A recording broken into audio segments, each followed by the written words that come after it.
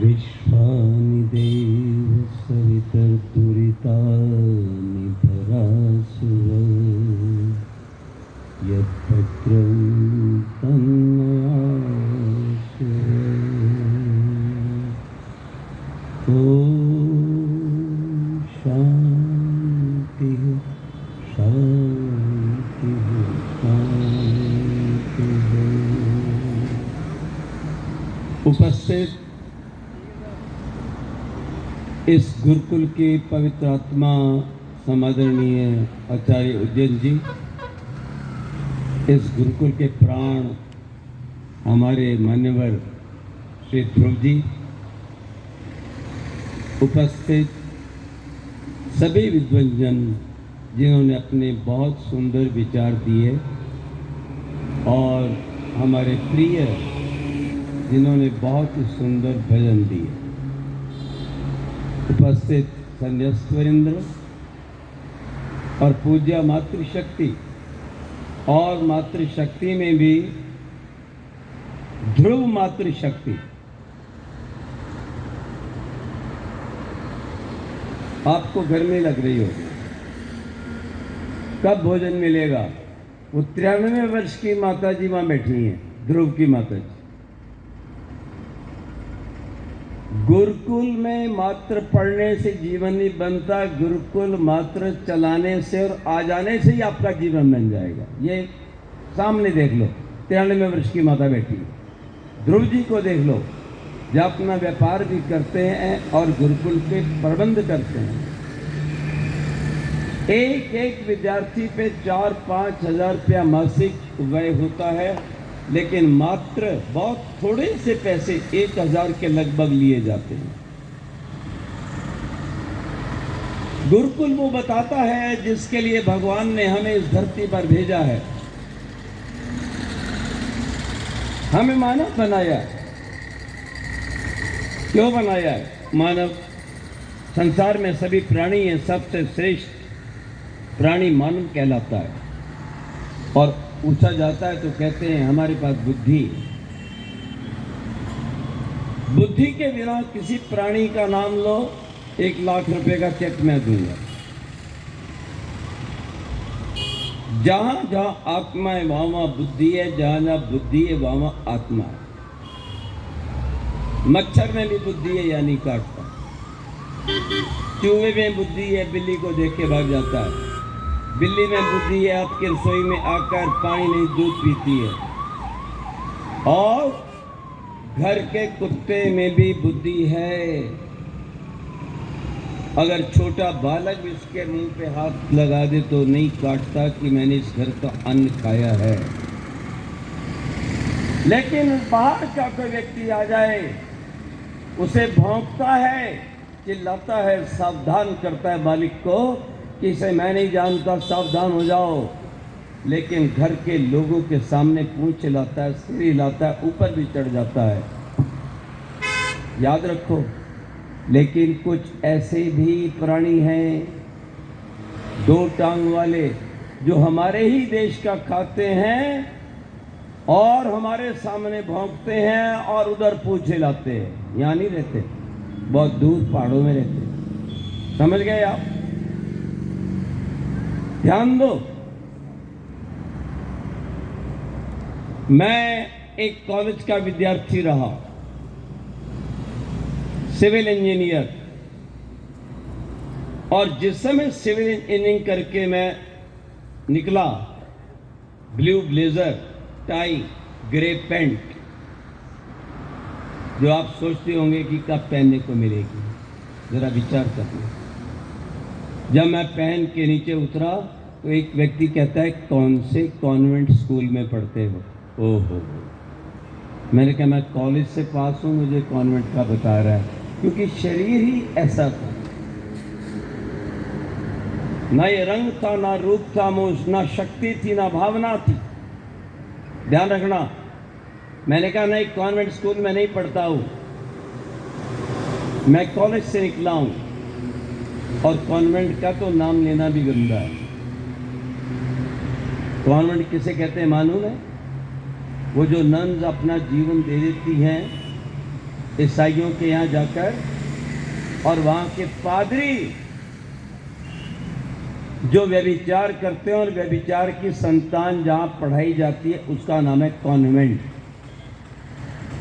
और कभी Saint Xavier का नाम मत लेना, क्योंकि हमने गोवा में भी एक केंद्र स्थापित किया है।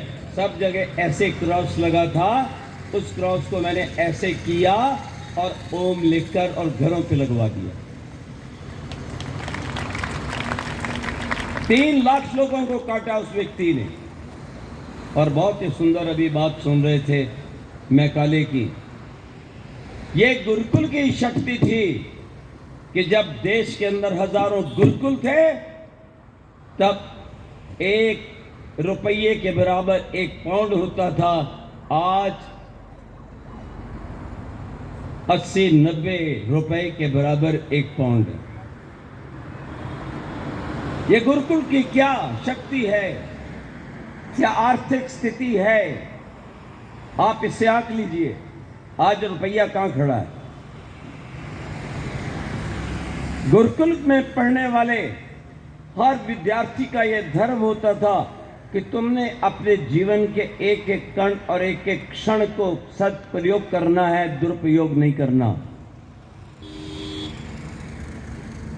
याद रखना, ये वाक्य मैंने 40 साल पहले लिखा था, 40 वर्ष पहले।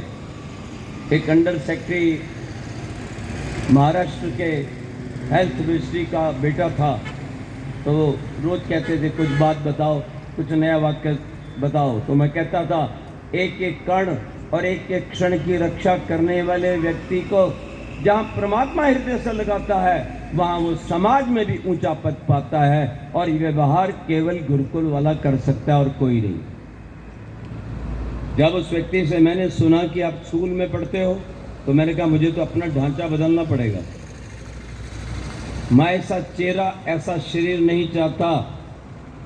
और आप आश्चर्यचकित होंगे कि जिन दिनों में इंजीनियर की नौकरी मिलनी कठिन थी, तो मैं तो एक आर्य समाज का मंत्री रहा। तो शेर सिंह जी उस समय वो प्रसारण मंत्री थे, सब प्यार करते थे। तुरंत नौकरी लग गई, लेकिन मैंने छोड़ दी। बार बार आर्य समाज के कार्यक्रम आते थे, मैं जा नहीं पाता था, छुट्टी लेकर मैंने कहा मारो गोली। मैंने कहा ये जीवन पैसे के लिए नहीं है। ये जीवन जिस देव दयानंद का जीवन चरित्र पढ़ा, याद रखना बच्चों, और उस दिन रोना आ गया मृत्यु की घटना को देखकर, तो मैंने कहा महर्षि दयानंद, ये शेष जीवन आपको समर्पित है। अब जीवन भर मैं आपका काम करूंगा और काम करते हुए ही जाऊंगा। ध्यान रखना इस बात को। इसलिए मैंने पैसे की परवाह नहीं की, सीधा गुरुकुल में चला गया। आप बिस्तर पे सोते हैं, हम तख्त को पानी से धोते थे, तकिया नहीं ईंट लगाते थे, पैरों से नंगे हैं। और गुरुकुल में केवल इतना ना कपड़ा नीचे ना ऊपर, दिन में सोना मना है। शाम को भिक्षा के लिए समय मिलता था, जाते थे, और सुबह की भी रोटी लेके आते। गुरुजी ने कहा मैं तो पढ़ा सकता हूँ, और मैं भी जानता था कि ये कहाँ से लाएंगे सब कुछ। हमने इन बातों की कभी चिंता नहीं की, घर वालों की मैंने कभी चिंता नहीं की। बड़ी बड़ी तोपें मेरे पीछे लगाई गई, क्या कर रहे हो, साधु बन गए हो। मैं कहाँ साधु हो, तो सफेद हूँ, मेरे सिर पे चोटी है, गले में जनेऊ है। क्या वेद पढ़ना अपना धर्म नहीं है? जरा बताओ तो सही। वेद पढ़े बिना एक व्यक्ति अपने आप को आर्य और हिंदू कैसे कहला सकता है? तो हमारे गीजा श्री जज थे, मेरी क्लास लगा रहे थे, माता जी ने कह रखा था इसको वापस लाओ।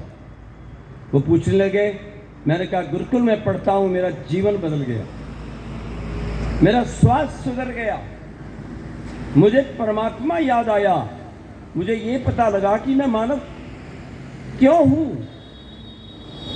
ध्यान रखना इस बात की। और मैं अपने धर्म को पढ़ रहा हूं। जैसा मैं अपने स्वास्थ्य का ध्यान रख रहा हूं, जो स्वास्थ्य का निर्माण जो दिनचर्या गुरुकुल में आपको मिलती है वो धरती पर कहीं नहीं मिल सकती। वो सौभाग्यशाली लोग हैं जो अपने बच्चों को गुरुकुल में भेजते हैं, और वो सौभाग्यशाली बच्चे हैं जो गुरुकुल में प्रसन्नता से आकर रहते हैं और जीवन बनाकर अपने राष्ट्र के लिए समर्पित हो जाते हैं। लेकिन मुझे दुख होता है उन लोगों पर जो आईआईटी में पढ़ते हैं, दिन रात चाय काफ़ी पीते हैं, दिन रात नशा करते हैं, पढ़ लिख के विदेश चले जाते हैं, ना तो भारत को अच्छी संतान दे पाते हैं, ना भारत के अच्छे व्यक्ति के लिए अपना मत डाल सकते हैं, ना अपने परमात्मा को जानते हैं। उनका जीवन तो एक जानवर जैसा है। याद रखना, कैरियर की अंधी दौड़, इस कंपनी में इतने पैसे, 2 महीने बाद इस कंपनी में इतने पैसे, रोज कंपनी बदलता जा रहा है। रात को 12 बजे निकलेगा, सुबह आएगा, ना खाने का समय, ना पीने का समय, ना अपना ध्यान, ना माता पिता की सेवा, ना बहन की सेवा, ना पड़ोस में पता कौन है। इधर से पैसा आ रहा है, उधर से हॉस्पिटल में जा रहा है। गुरुकुल ये नहीं सिखाता, गुरुकुल सिखाता है अपने दम पर जीना सिखाता है।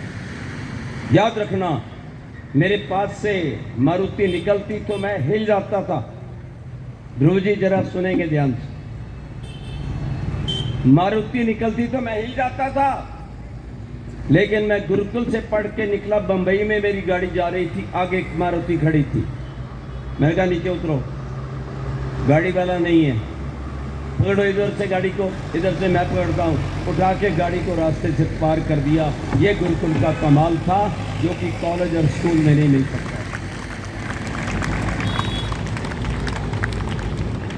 बाहर के लोग तो क्या, कभी कभी हमारे से बड़े लोग जो इंजीनियर थे, बड़े बड़े चीफ इंजीनियर रिटायर हुए, मेरे से बड़े भाई वही रिटायर हुए,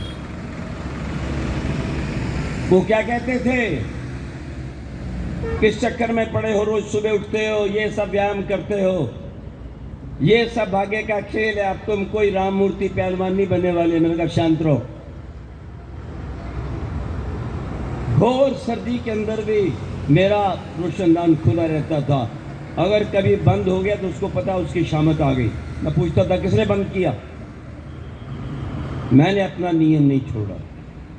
याद रखना, वो कहते थे तुम्हें भाग्य में मिला, चारों वेदों के अंदर भाग्य का नाम नहीं है, ऋषिध्यान के किसी ग्रंथ में भाग्य का नाम नहीं है, शुद्ध रामायण महाभारत मनुस्मृति में भाग्य का नाम नहीं है।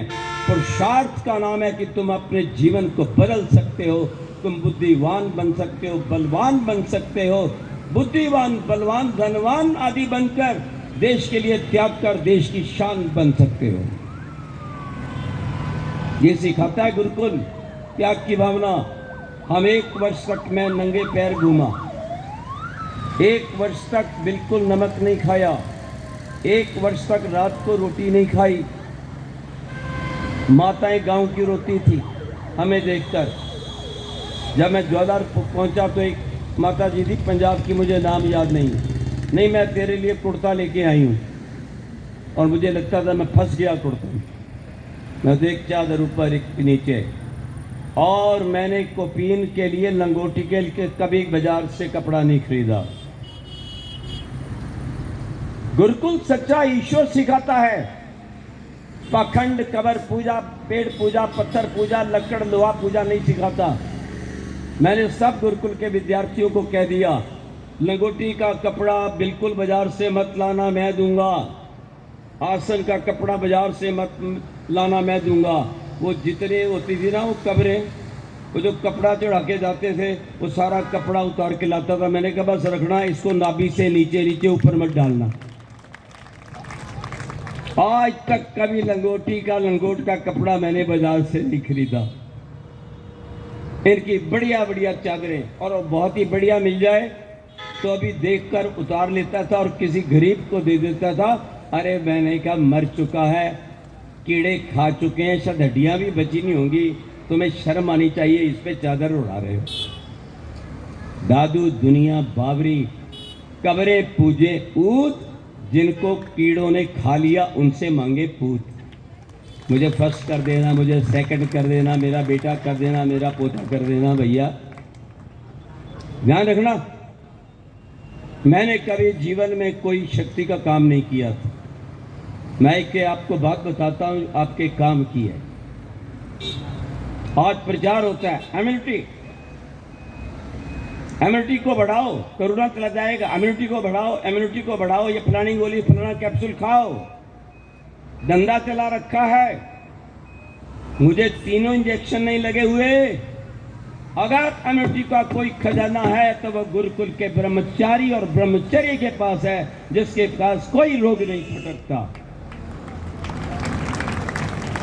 गलती से मैं डलहौजी में जा रहा था, खड़ाऊ पहन रखी थी अंगूठी वाली, और मेरा पैर बड़ा भारी हो गया। अंधेरा था, हम सैर कर रहे थे। रोटी के पश्चात आधे घंटे का चलने का विधान है आयुर्वेद में, और भोजन जल्दी कर लेना चाहिए। ध्यान रखना। मैंने झटका मारा तो फिर भी फर्क नहीं पड़ा। मैंने उल्टा करके पैर रगड़ दिया। थोड़ी देर बाद वो भाई ने देखा, टेलीफोन का लाइट खोली, इतना लंबा सांप था, लेकिन बड़ा दुख हुआ कि वो मर चुका था, क्योंकि एक ब्रह्मचारी को काटा था। सांप मर गया, मैं जीवित तो आपके सामने खड़ा हूं। ये गुरुकुल के भोजन का प्रभाव है, सात्विक भोजन। ब्रह्मचर्य से बढ़कर दुनिया में कोई इम्यूनिटी नहीं है। ब्रह्मचर्य के पालन से आपकी आंखें चमकेंगी, आपकी गालें अच्छी रहेंगी, आप जीवन भर आपकी कमर अच्छी रहेगी। याद रखना। अभी पिछले दिनों की बात, ये मेरे अनुज पीछे बैठे हैं, भाई कहता हूं मैं, क्या कहता हूं, एक बार आगे आओ, एक बार आगे आओ। ये आज मैंने इनको कहा, आज आप पजामा पहन लेना। ये कटी वस्त्र बांध रहे थे। ये कौन है, कितने पढ़े लिखे हैं, मेरे साथ क्यों जुड़े हैं, मेरी रोटी मेरी कार ये चला रहे हैं, आश्रम में जाते हैं, पानी भी देते हैं। ये एमटेक इलेक्ट्रिकल इंजीनियर है और चंडीगढ़ में सेवारत है। ये गुरुकुल का ही कमाल है। और कहते हैं मैं तो वेद पढ़ूंगा आपके पास रहकर। मैंने कहा व्यवस्था करूंगा। तो अभी घर वालों से समझौता हुआ कि 1 वर्ष तक आप सर्विस कर लो, उसके बाद आ जाना। अभी मैं इनके घर पर था, माताजी पिताजी सब थे।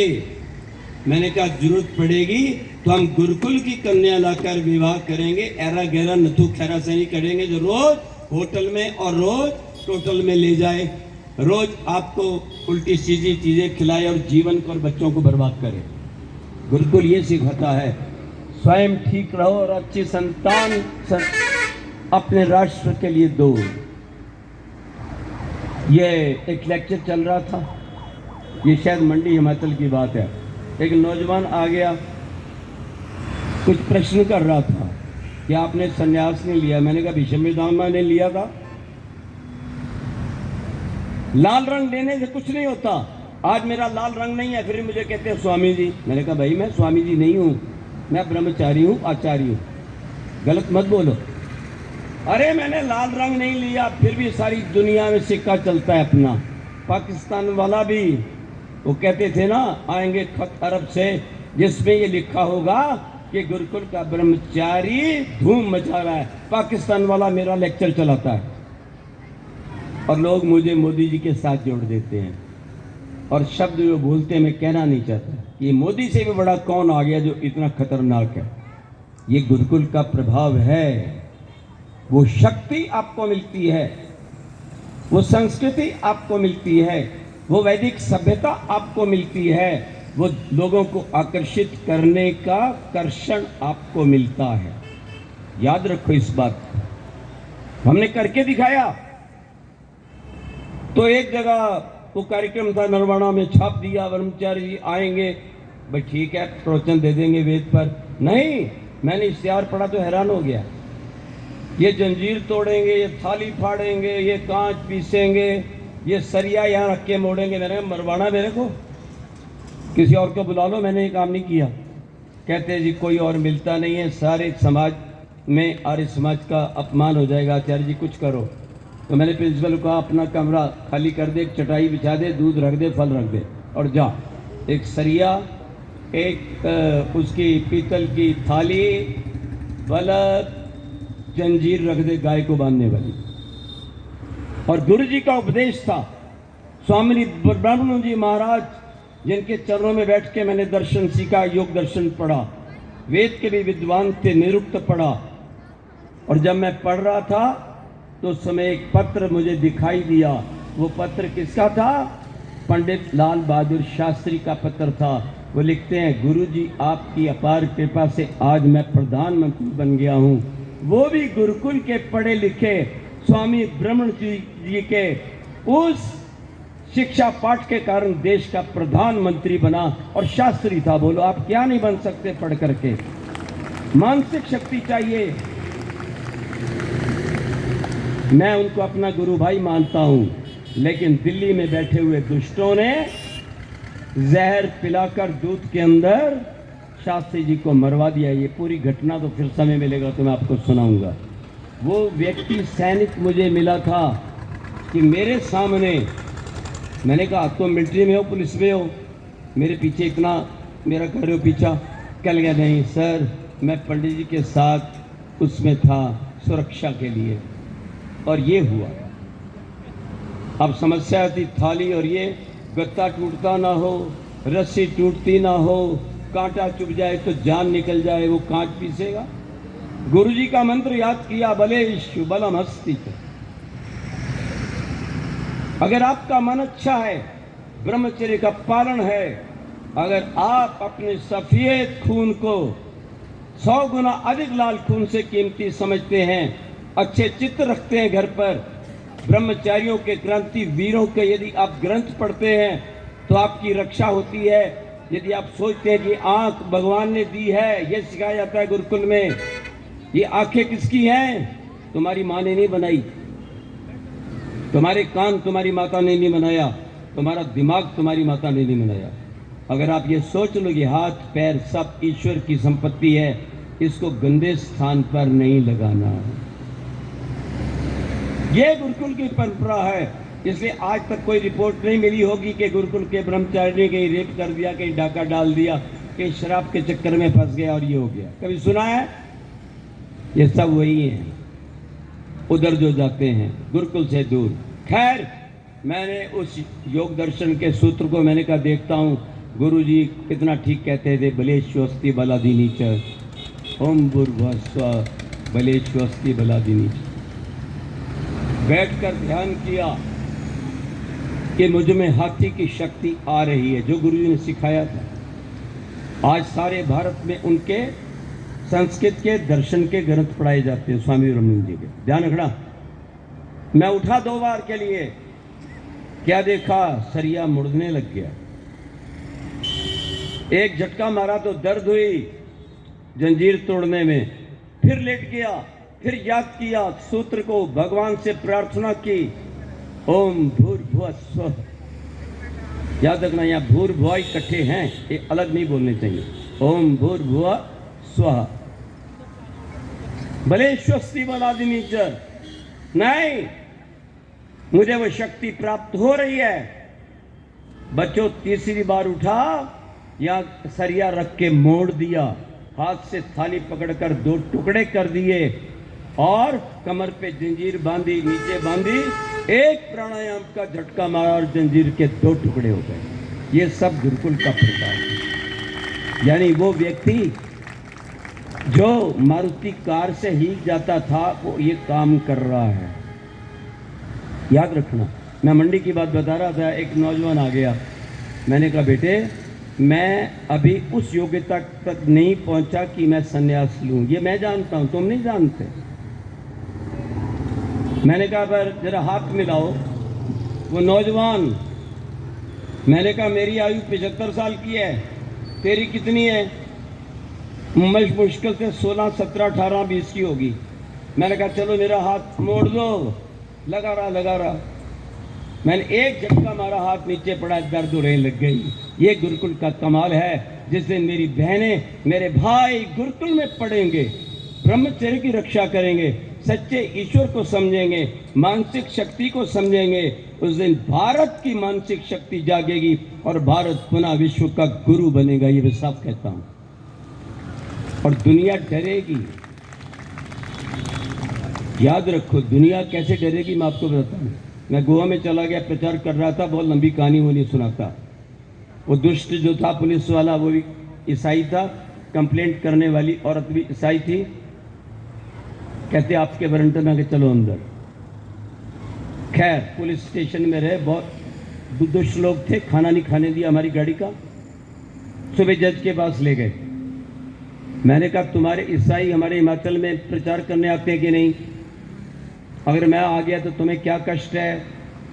नहीं, आपकी गाड़ी को नुकसान हो जाएगा, आपको नुकसान हो जाएगा। मेरे कोई नुकसान नहीं होता, मैं नहीं डरता नुकसान से, मैं प्रचार करूंगा।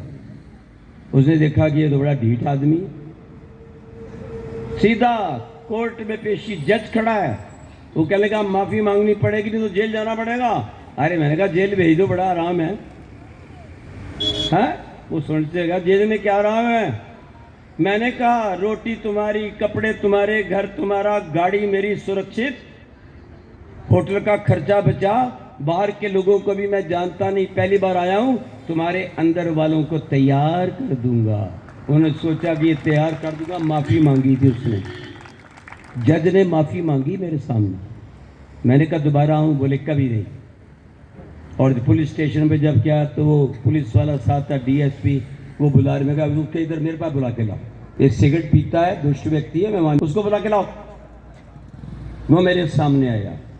ये गुरुकुल के अंदर जो शक्ति है, ब्रह्मचर्य का पालन, अच्छे आचार्य, सुबह समय पर उठने की जो पद्धति, इंफ्रारेड रेज आपके अंदर जाती हैं, यहाँ से यहाँ तक पूरे शरीर को सींचती हैं।